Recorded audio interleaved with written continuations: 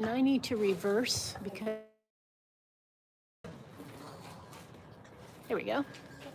Hey, there she is. I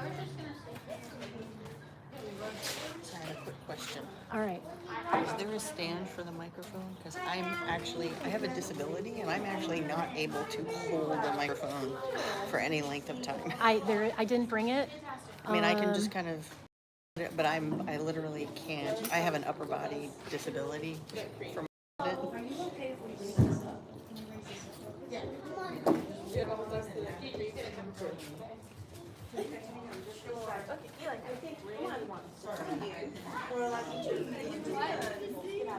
Okay, bye.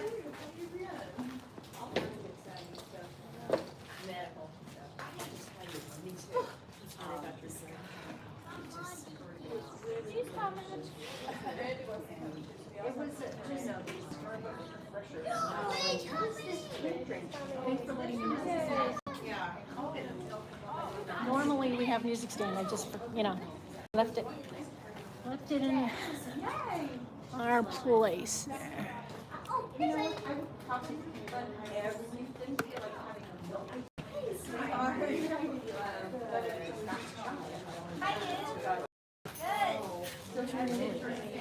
Let's talk about North Carolina.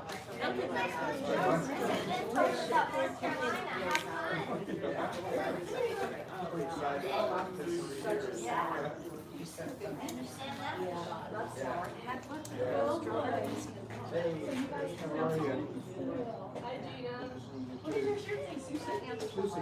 Oh, Susie. Southeast Universal Summer. Too bad, but it's good. North Carolina, yeah.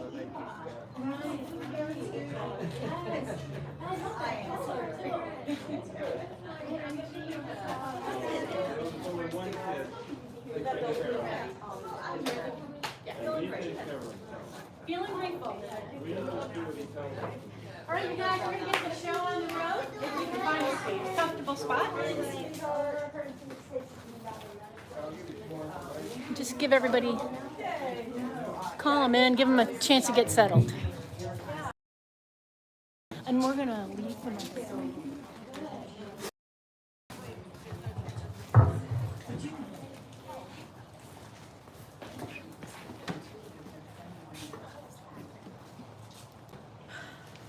Hello and welcome to Unity. My name is Natalie Breen, and it is such a blessing to see Shining Lights in person here in Fredericksburg, Virginia, and a big welcome to everyone joining us on Facebook. We so love having you here with us in spirit. Please be sure to like and share our live stream. Now today we don't have a Christ candle, so please imagine with me that we are lighting the Christ candle. Here at Unity, we begin with a simple moment of connection with our spiritual nature. Our Christ candle reminds us that within each person there is divine light. As we light this candle now, I invite you with me, and I will say a little bit and then you repeat. We open our hearts. We open our hearts and minds To the sacredness of all people. to the sacredness of all people. We are willing to shine our inner light. We are willing to shine our inner light Into the world, and we make space for others to do the same. into the world, and we make others to do the same. And now we are going to be singing a group song. This land is your Does everybody have a land. paper? Does everybody have a copy? We've got extras. Thanks, Judy.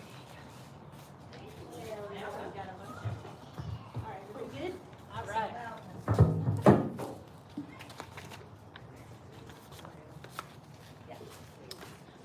This land is your land, this land is my land, from California to the New York Island, from the Redwood Forest to the Gulf Stream waters. This land was made for you and me. As I went walking that ribbon of highway, I saw above me that endless skyway. I saw below me that golden valley. This land was made for you and me. I've roamed and rambled, I followed my footsteps to sparkling sands, over diamond deserts, and all around me a voice was sounding. This land was made for you and me. This land is your land. This land is my land. From California to the New York Island, from the redwood forest to the Gulf Stream waters. This land was made for you and me. When the sun comes shining, the night was starling, and the wheat fields waving, and the dust clouds rolling, and the voice came a-chanting, and the fog was lifting. This land was made for you and me. Good one for today. Thank you, everybody. And now we offer an affirmative prayer. Please repeat after me. With peaceful hearts, we are open to the divine flow of abundance, ideas, and substance.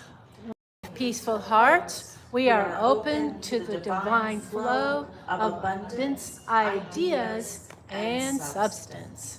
This morning, we welcome Reverend Cheryl Fair. Reverend Cheryl Fair is a freelance ordained Unity minister and teacher, inspirational speaker, published playwright, actor, producer, director, organizational consultant, and heart-centered metaphysician. Cheryl has a passion for Unity principles and shares openly how using practical truth teachings have guided her through several exceptional life challenges. Cheryl is a Master of Fine Arts with a 35-year career in performing arts before shifting her focus to Unity in 2017. Welcome, Cheryl. Yay. Nope, just saying hello. This is my cue. And now let's bless our children. Together. We love you, we bless you, we appreciate you, and we behold the Christ you are. Mwah. And together let's affirm our mission statement. We are advancing the movement of spiritual awakening. We are advancing the movement of spiritual awakening And transformation through unity, a positive path for spiritual living. and transformation through unity, a positive path for spiritual living. And today's unity principle is principle number 3. Together, repeat after me. We create the quality of our experiences We create the quality of our experiences through our thoughts and feelings. through our thoughts and feelings. And now for our community news. We are so grateful that it rained yesterday. Yes. So we can enjoy time outside here at Allen Springs Park today. If you are joining us online, rest assured we will be back so you can come out to the park too. Our next outdoor service is set for Sunday, September 11th at 11 a.m. Our new book study, led by Reverend Cheryl, is quite different from traditional book studies. Reverend Cheryl, who's a media specialist, uses music and video as well as group discussion to bring the principles alive. The book is Divine Audacity, and the group is exploring how we can live our lives to the fullest using our 12 spiritual powers. Join us each Thursday at 7 p.m. You can find weekly class updates on our webpage calendar. The cost is on a love offering basis. No one will be turned away. You can email info@uofva.org for the Zoom link. It's awesome, by the way. Or it's on the website. And it is on the website. Join us next Sunday, July 17th, as we welcome back the talented Luke Gray to be our musician during service. We affirm that he will bring his fascinating instrument, the Chapman stick, to inspire and open our hearts. The next town hall is sponsored by your Board of Trustees and will take place Sunday, July 24th, immediately after service around 12 p.m. The board will present the newly updated version of our Unity of Fredericksburg bylaws for your consideration and discuss other important matters. You should have received the bylaws in your email. If you have not yet received them to take a look at before our meeting, please email info@uofva.org and we will get another copy of those sent out to you. And also, Email info@uofva.org for the Zoom link for the town hall meeting. Yeah. Unity of Fredericksburg stands in solidarity with all people for diversity and inclusion. Here is this week's video link and a short description from our newsletter. This week's video title is What Social Justice Looks Like, What We Need, and Why. The year is 2022, yet the social justice issues we face today remind us and the world of our troubled past and how we deal with them in the future as a leader of social freedoms and the land of liberty. Robin N. Hamilton writes, "We need to realize the power we have and trust in our ability to bring about social change. Racism, equity, education, healthcare, immigration, and LGBTQ+ rights are just some of the social justice battles that are still being fought in the U.S. in 2022. And again, if you would like to receive our weekly newsletter, please email info@uofva.org. Now we'd like to take a moment to focus our hearts on the people of Ukraine. Our hearts join together in prayer for the people of Ukraine. We hold the highest vision for peace and tranquility. We give thanks knowing that God is present in every situation." And today's daily word is generous. The limitless resources of infinite spirit flow through my loving heart and clear mind as a never-ending supply of divine ideas. I always have all that I need to live abundantly, and I share my abundance with others joyfully and freely. I give generously of my resources, talents, and skills, happy to support those I care about. I am generous with praise, gratitude, and encouragement. I give generously of my time. I am a good friend, a devoted family member, and a compassionate listener. Whenever I give without the thought of reciprocation, I center myself in the divine flow. I am a grateful, trusting recipient of Spirit's unfailing generosity and a conduit through which all of God's blessings flow. This week's Bible verse is Proverbs 11:25. A generous person will be enriched, and one who gives water will get water. And together let's affirm, as I give, I share God's abundance. share God's abundance. And now it is time for the wonderful Reverend Cheryl.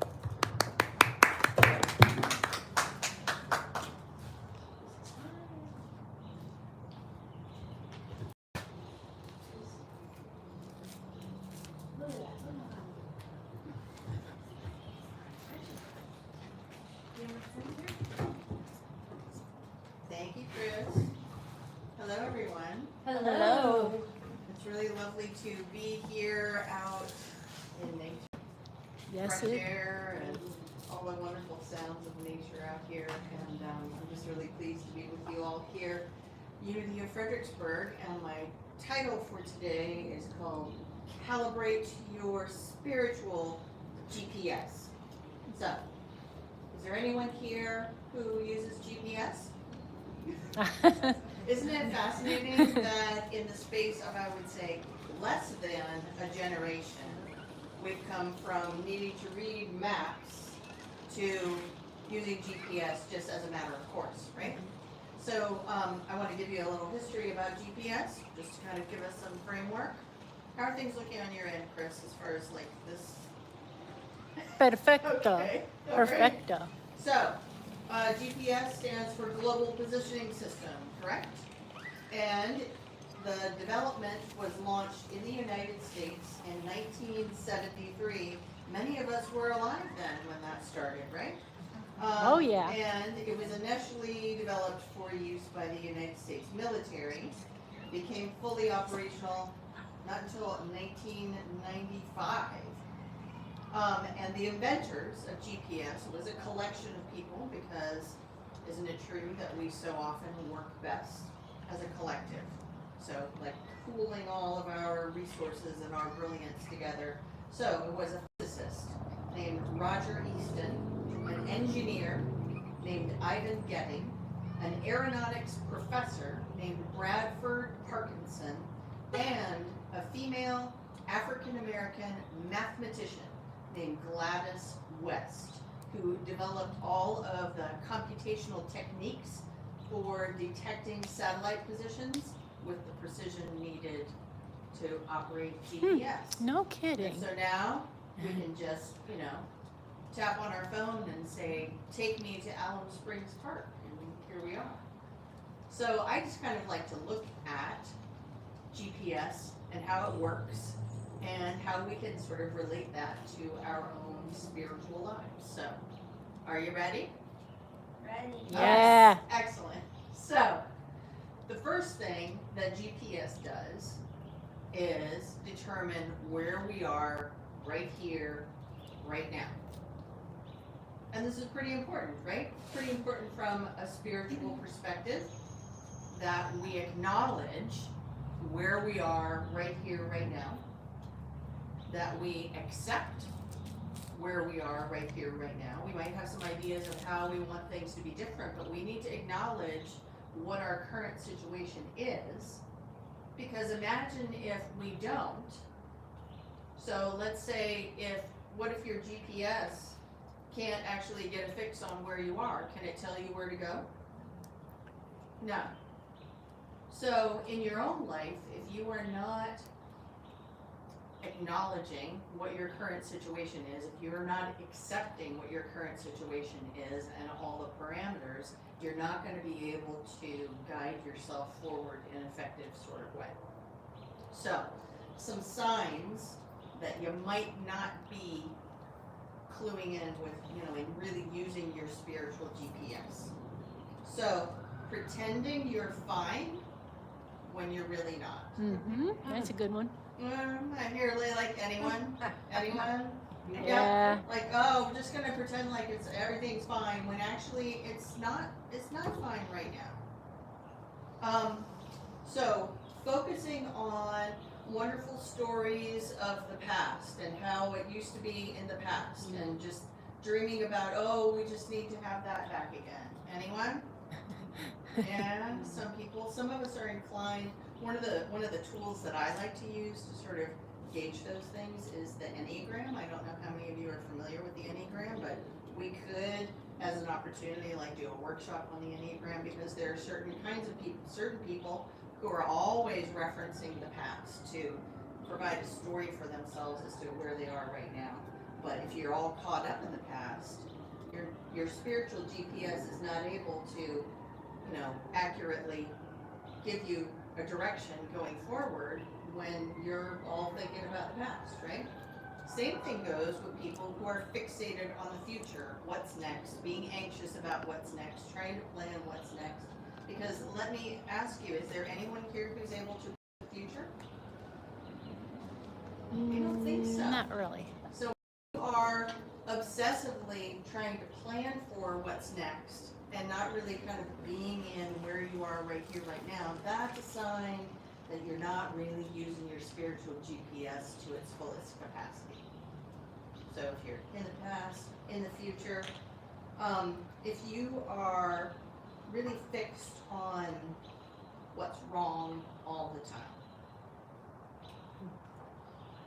and not acknowledging what is going well and what you're grateful for, that's also a sign that you're not really using your spiritual GPS the way you could.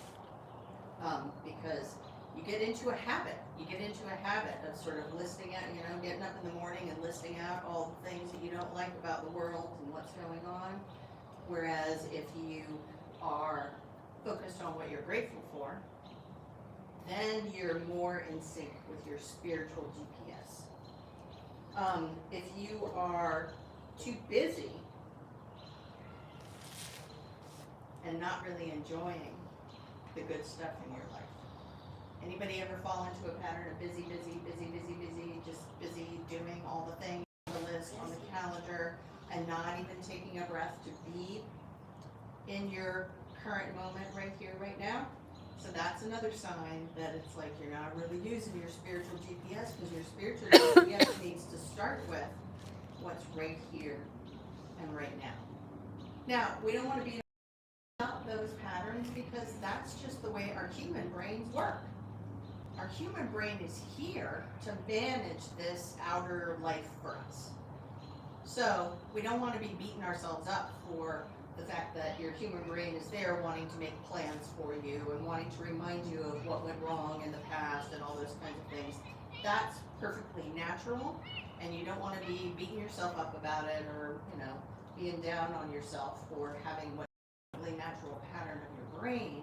The point is that you want to always be checking in with your spiritual GPS as the true guidance system for what you're doing, rather than being in totally under awareness of what your human brain provides you, which is just, you know, what your eyes and ears are showing you, what's on the news, what your neighbors say, all those kinds of things. It's really easy to just dive into that and forget to check in with your divine nature. It's really easy for that to happen, right?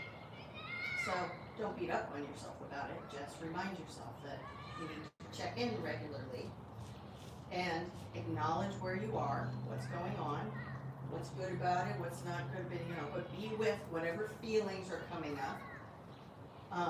Accept where you are. Okay, this is the way it is right now, and would I like for it to be better? Would I like to change this or that? Yes, but be willing to kind of be in the moment, and so from there you can develop practices that will help you move through things rather than skipping around or avoiding or all those kinds of things. So the second thing about GPS, which I think is a great reminder, is how does GPS work? Like when I talked about the different people that developed GPS, the mathematician that did all of the calculations, and GPS is constantly talking to satellites. Right. Constantly.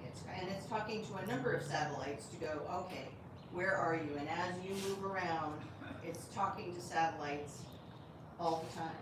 So we have our human nature and we have our divine nature. And this is, you know, this is a very fundamental reminder that your true guidance system is meant to be your divine nature. It's meant to be your connection with all that is, or that which some of us call God. That checking in is what's meant to be your guidance system, not what's on the news. So this is just a basic reminder of, like, you know, oh, here's how GPS works. That's how I'm supposed to be working too. I'm supposed to be in a continual process of checking in with my divine nature, and having a spiritual practice. So some of us have an established spiritual practice. So that might be meditation, or it might be gardening, or it might be... It's a bluebird, I have think. a bluebird visiting. I see it, yeah. Oh. So this might be a reminder to refresh your spiritual practice, or to lean into a spiritual practice. I like to be like gentle and easy with all of us when it comes to spiritual practice too, because your spiritual practice might be that time when you are very quietly washing dishes by hand. Yeah. And you're just quieting the mind and being in some, you know, repetitious motion or something like that. So give yourself credit for whatever it is that you're doing. But as we talk about this aspect of the GPS checking in with the satellite, it's also a reminder to you that you might want to try something different, or freshen it up, or try some yoga, or just something, you know, based on what your situation is right now. Maybe if I tried, you know, just walking in nature. Here we are out at the park, so just walking in nature is a wonderful spiritual practice. All right. So the third thing that GPS does, of course, is kind of tell us our next step forward towards where we want to go. But that raises an important question.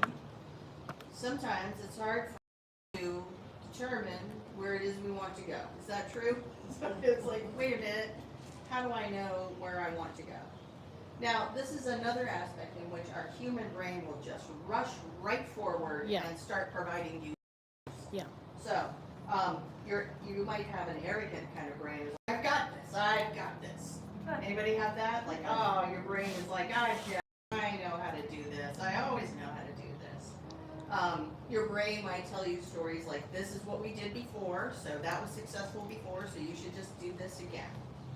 Of course, that doesn't get you out of your comfort zone, does it? Your brain will also remind you of all the things that went wrong in the past.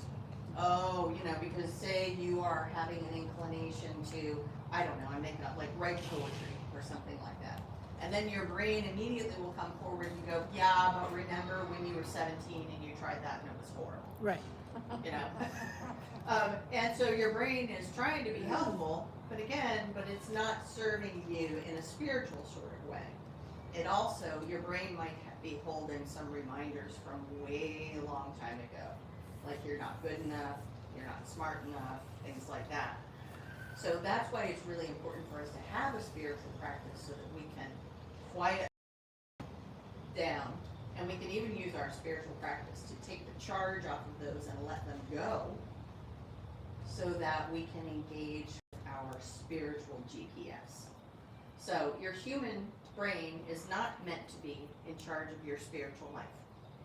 It's meant to be your spiritual GPS. So how do we engage more with our spiritual GPS? Now, some of us who come to Unity have a cultural background in Christianity. Anyone here have that background? So some of us like to refer to scriptures, and so I always like to include a little bit of that, so it's like, okay, I get that. So let's look at an example that's provided by Jesus. All right, so from Matthew 6:6, here's Jesus telling us how to do this. Go into your room and pray to your Father who is in secret. Your Father who sees in secret will reward you. So let's just unpack that a little bit. Number one, by yourself, go to the room and shut the door. So this doesn't mean consult the news, consult your neighbor, consult, it by yourself. Here's Jesus saying this is something you do on your own, friends. You do in your own space of your divine nature. Now, it says your Father, or I like to just use the word source, because then it doesn't hook up with like an image of a man or something like that. Your source in secret, because only you know the nature of your awareness of source. I don't know what that is for you. You don't know what that is even for your best friends or children or partners. You don't know that. You only know that in your space of your divine awareness. And then there's Jesus saying, your source who sees in secret will reward you. So in other words, the answers, the inspiration, the things that you discover are also within your own consciousness. So we might spend plenty of time listening to a Sunday talk or reading a book or lots of things like that, but ultimately it is that time that you spend, again, in your spiritual practice, whatever that is. Say it's gardening, or maybe it is meditating or journaling or something like that, where you are communing with your divine nature, your higher self, your awareness of source, or if you like to use the word God, your awareness of that which we call God. So there's Jesus being pretty clear about how you do this so that you can have your divine nature being in charge of your spiritual GPS rather than what you heard from the neighbors or what's on the news. Because again, I don't want to be bashing on our human brains too much. Our human brains will also, when it comes to where do I want to go, what do I want to do, your human brain is going to want to have a fixed goal. And there'll be lots of messages out there in the world encouraging you to have a fixed goal. Anyone ever encountered that where it's like, okay, we're going to accomplish it, you've got to have a goal, you've got to measure all those kinds of things. And that is a fine way to manage your outer life. We're talking about managing experience.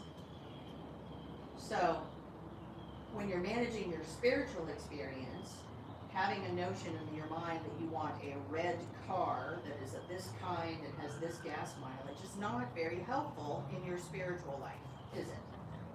That's something your brain might be like, yo, I really want to have Right. that car. Right. So what I suggest when it comes to managing your spiritual GPS and your spiritual life is that what you set as goals and aspirations are how you want to feel in a certain arena. Let's say it's a work arena. And let's say in that arena you would like to you're not in a place where you're feeling confident, where you're feeling at ease, so that becomes your goal. Now your human brain again will want to just Right. trot on forward with all kinds of Right. ideas of what you can do. Right. And isn't that wonderful? But just take a deep breath, go into your room, close the door, and allow your spiritual practice to give you some space around whatever it is that how you want to feel. Because as soon as you allow your human brain to latch onto a specific outcome, then your human brain will no longer see any other opportunities than that. As soon as you have that red car in mind, you're not going to see any of the silver cars or the blue cars or the green cars that might work really well for you because you've hooked onto a specific outcome. But if your desire is to have, say, reliable transportation, then there's a myriad of ways in which that could show up. It might show up in a partner who gives you rides places because maybe you have an injury so you can't drive the car right now or something. So there are all kinds of possibilities, but as soon as you're latched into one, then your brain's not going to see any of the other possibilities. So Unity wonderfully gives us some wonderful tools that we can use in this process. And I'm sure many of you have heard of them. The old term for one would be denials. Yes. I use the term intentional release because denial just has too many hang-ups in modern language. Yeah. You know, anybody who's studied psychology, it's like, you know, being in Being in so- denial. Yeah. So I like to use the phrase intentional release.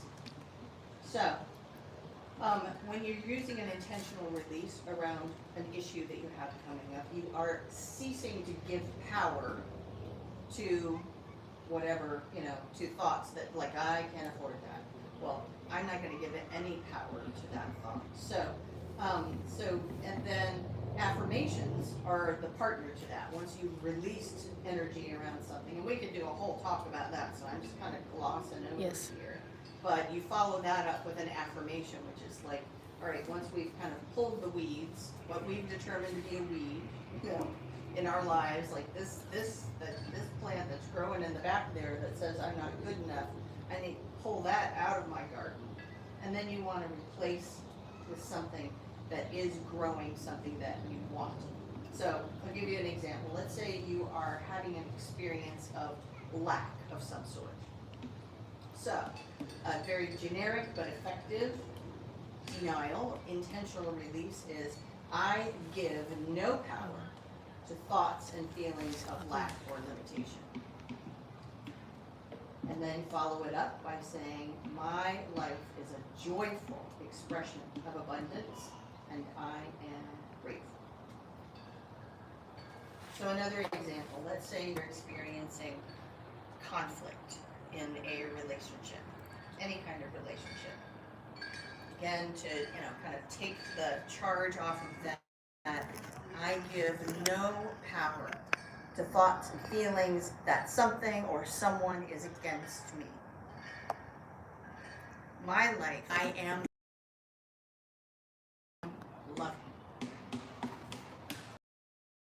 Practical tools so that we can be using what I'm calling our spiritual GPS, so that our divine nature is in charge of what's going on. So use your spiritual GPS to acknowledge where you are right now.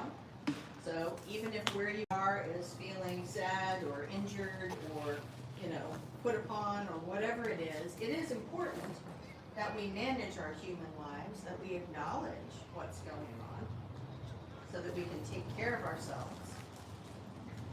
So we use our spiritual practice for that, and we have all kinds of ways to do that, right? To just be present and allow ourselves some comfort and some support. engage your spiritual GPS by having a regular spiritual practice, right? So whatever that is. And use your spiritual GPS to excuse your human nature and your human brain from thinking that it's in charge of everything. Just give it your human brain from thinking that it's in charge of everything.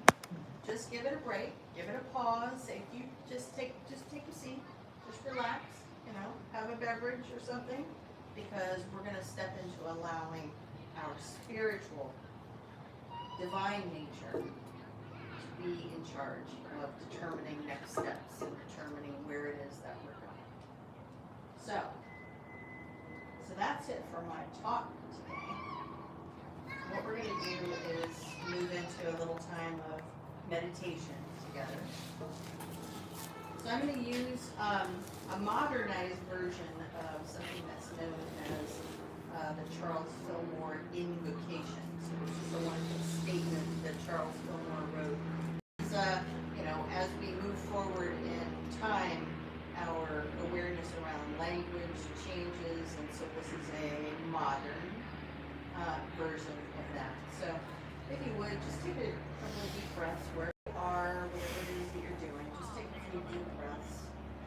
We're out here at the park, so if it's good for you to have your eyes remain open so that you can find the little bluebird that's out there, or whatever it is that's working for you. And listen to these words. I am presence of pure beingness, emanating the activity of divine life, love, and wisdom. I am expressing all that God is. I use divine wisdom and release to renounce my mortal limitations and beliefs. I utilize divine substance and pure love to bring my experience into manifestation according to divine order.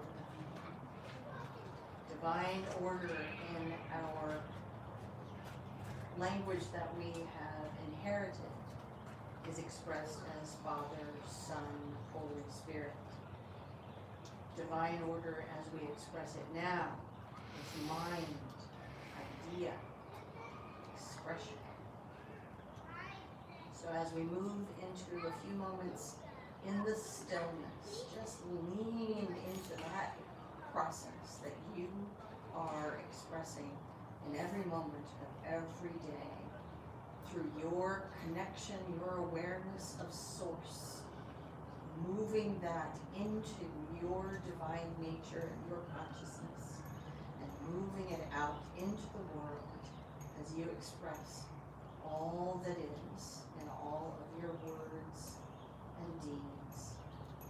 So let's stay for a few moments in the stillness together.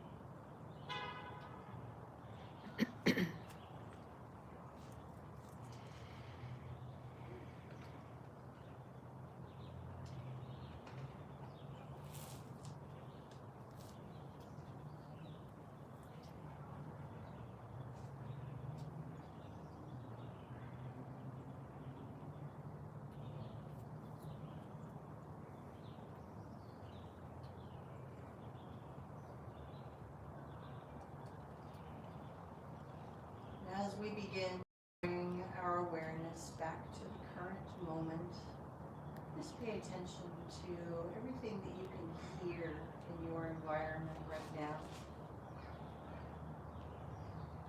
All of those little background noises.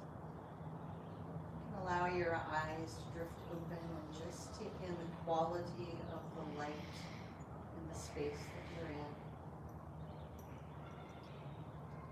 Feel your body resting on whatever surface you are sitting on or laying on. pay attention to your feet, your legs, and your seat, your arms, your acknowledging what is right here and right now present, and all the wonder that is present here. All of the wonderful elements of this moment, right here, right now. And we're going to close out with an affirmation. Let me say it for you and let it sink in for a second. I embrace the blessing of here and now, and joyfully step forward in faith. Let me say it for you again. I embrace the blessings of here and now, and joyfully step forward in faith. Can you say it with me now? I embrace the blessings of here and now, and joyfully step in Put your faith. hand right on your heart space. And let's say it again, or both hands, whatever's comfortable for you. Let's say it again with some vigor. I embrace the blessings of here and now, joyfully step forward in faith. And so it is, my friends. Oh, Thank you so much for bravo. having me.